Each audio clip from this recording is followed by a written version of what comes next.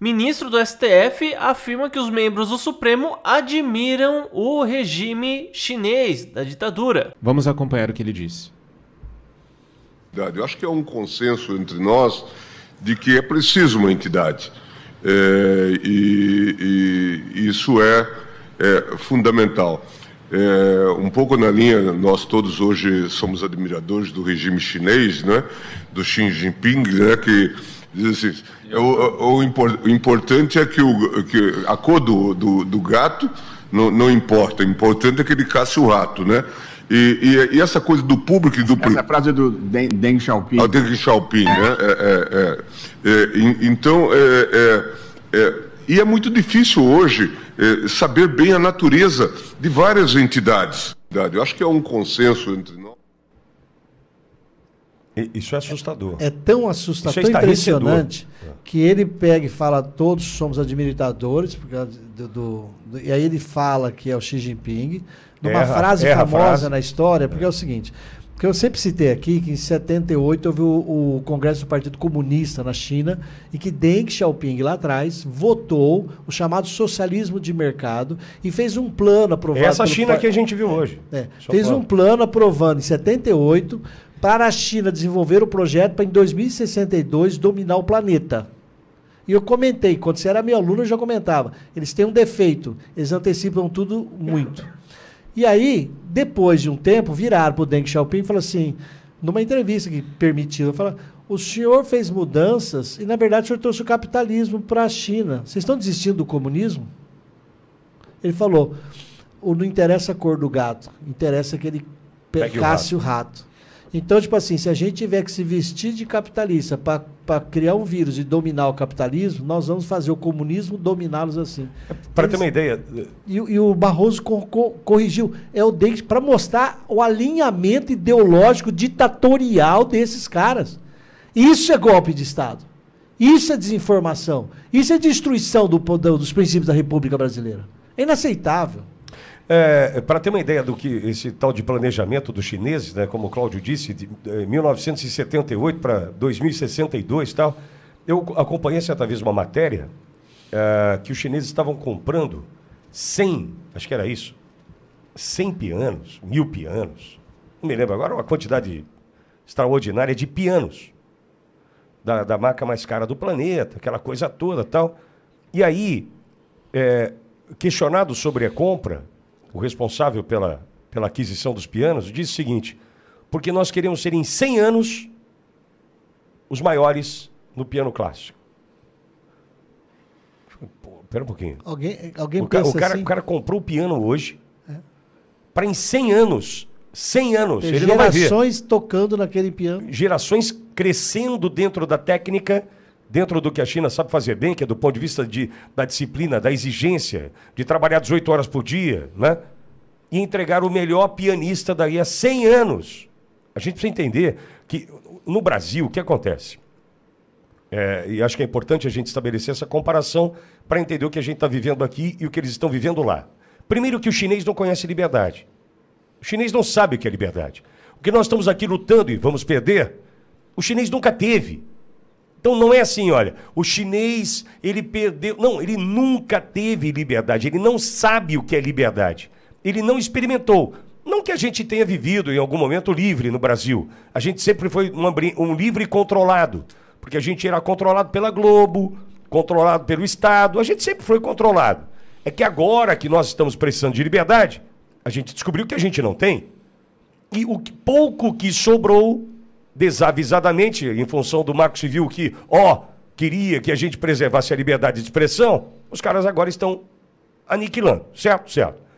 No Brasil, invariavelmente, desde a proclamação da República, e me corrija, Cláudio, você é um profundo conhecedor do tema, desde 15 de novembro de 1889, proclamação da República, nós nunca tivemos um projeto de país, um projeto de Estado. Nós tivemos ali projeto de poder. Poder, saiu, entra outro para tentar ficar, para o café com leite, para não sei o quê, aí o Getúlio Vargas é golpe, não sei o quê. Nunca foi um projeto de país. Eu não consigo me lembrar, e talvez não exista na história desse Brasilzão de meu Deus, algo que, por exemplo, tenha 100 anos pela frente de algo que eu estou adquirindo agora, para trazer os melhores pianistas do planeta daqui a 100 anos. Nós não temos esse projeto. Nós temos, infelizmente, acho que Bolsonaro, né, com o Paulo Guedes e o que pretendiam fazer pelo Brasil, entendo que entregariam um Brasil mais, né, voltado a um projeto para um todo do que para um poder. O Bolsonaro disse, eu não sou apaixonado pelo poder, sou apaixonado pelo Brasil. Ok. Entendo que tinha um pilarzinho ali, frágilzinho, na condução do presidente Bolsonaro, que era o Ministério da Educação. Que acho que patinamos no Ministério da Educação. É uma opinião minha.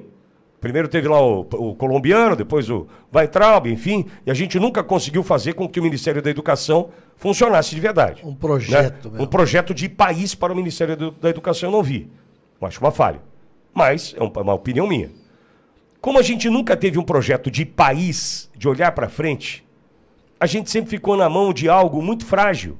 Por exemplo, o Lula hoje tem o Minha Casa Minha Dívida, tem o Pé de Meia, tem não sei o quê, projetinhos aí, programas, simplesmente para que o Sidônio tenha peça publicitária. Bolsonaro voltando em 2027, oremos, vai acabar com tudo isso. E pronto, o Brasil... E vai ter que acabar, é claro, não estou dizendo que não tem. Mas percebe, 4 anos, mais 4 anos limpando a merda do PT, depois a gente vai tentar construir, se é que vai conseguir ficar mais 4 anos, por quê? Porque vai pegar o Brasil devastado. E a gente não sabe o que vai ser de cinto apertado, austeridade, dificuldade. Então, mais uma vez a gente vai tropeçar. E por que eu estou dizendo isso? E a gente está falando do Supremo Tribunal Federal. Porque estes que aí estão, percebendo que não há um alicerce no Brasil, não há. Por exemplo, se você falar assim, ó, mas no esporte nós somos os melhores. Não somos. Vamos ver. Mas na educação nós damos um show. Vamos chorar. Na infraestrutura... Não, triste. Na agricultura, que talvez seja o único ponto que gere 30% do PIB, a gente vai conversar já com o Celso Ricardo, que é consultor do agro, e ele vai dizer pra gente, com essa história de taxar a LCA, vão destruir o agro. Nossa, então, ou seja, tá aí o agro do Sul gritando e pedindo socorro, o agro de Rondônia pedindo socorro, ou seja, nós não temos nenhum alicerce, não tem um tijolo, não tem um baldrame, não tem um muro de arrimo, não tem nada. Esses caras...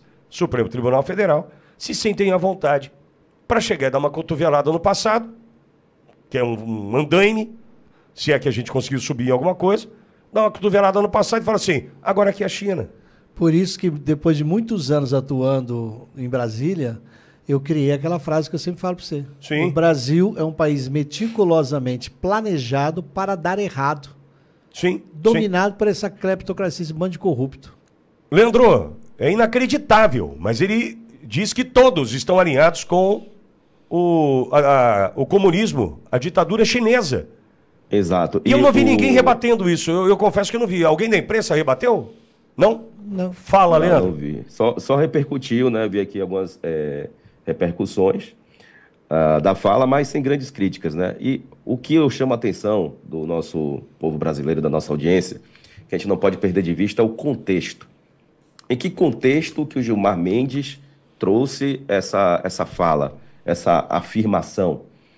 Porque, para além de trazer uma opinião dele e colocando os demais colegas ali como se fossem todos eles admiradores do regime comunista chinês, que nós sabemos, já aqui mais uma vez falamos como que funciona, foi num contexto em que está se julgando exatamente a censura, ou se permitindo, ou se ampliando a censura.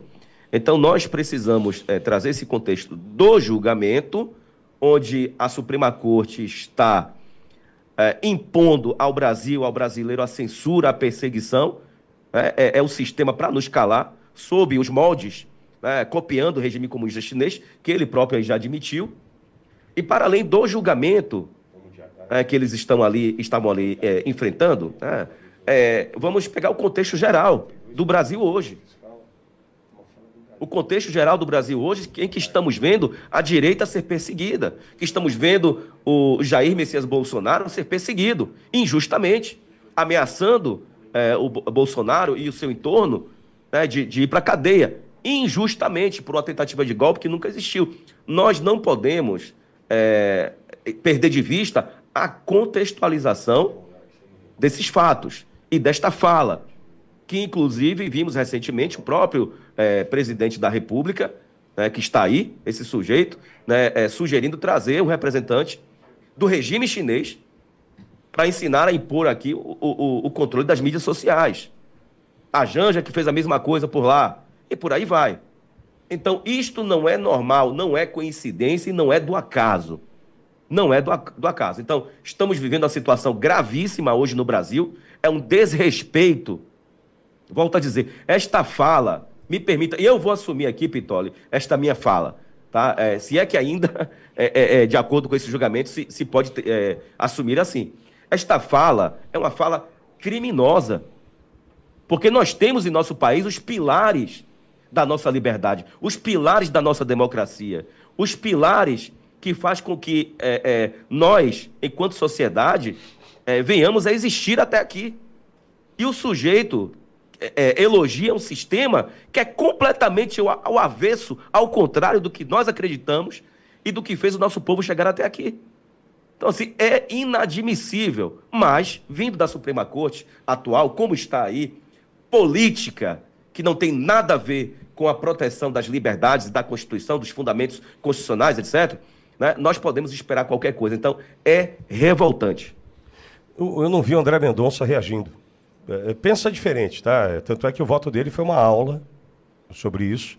Pensa diferente, mas eu queria ver a reação. Eu queria ver. Queria ver o time. Pera um pouquinho. Eu não penso igual a você não, comunistinha. Aí seria uma intervenção possível dentro, com todo respeito, do jeito que eles falam, com todo respeito, poderia. Essas babaquices. Mas quem atravessa assim são os opressores, o Alexandre de Moraes, eles que atravessam a fala dos outros. Não, mas pera um pouquinho, o cara dizer que eu penso como um comunista... Eu concordo com você. Eu não, porque eu tenho que aparecer no mesmo vídeo, Cláudio. Percepção, sim, concordo. Nesse vídeo tinha que ter o André Mendonça. Eu alto lá, o ministro. Com ressalvas, excelência. Todos o escambau. Mentira dessa. Com ressalvas. Já mandei um escambau, já. Isso, concordo. E o que temos ali, e a gente já falou várias vezes, o nosso presidente Barroso do Supremo já fez convênio com o Supremo Tribunal da China, e lá é para aprender como fazer a gestão das mídias.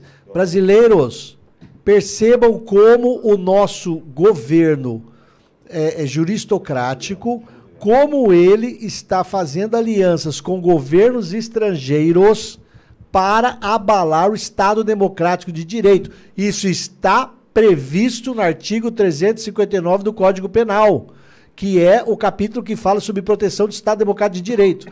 Eles fizeram convênio e agora declararam publicamente que eles se aliam a governos estrangeiros ditatoriais e eles estão votando a implantação do modelo ditatorial. Escancarada a prática desse absurdo. Mas e aí, você acha que essa fala do Gilmar Mendes foi só uma brincadeirinha ou ele falou sério?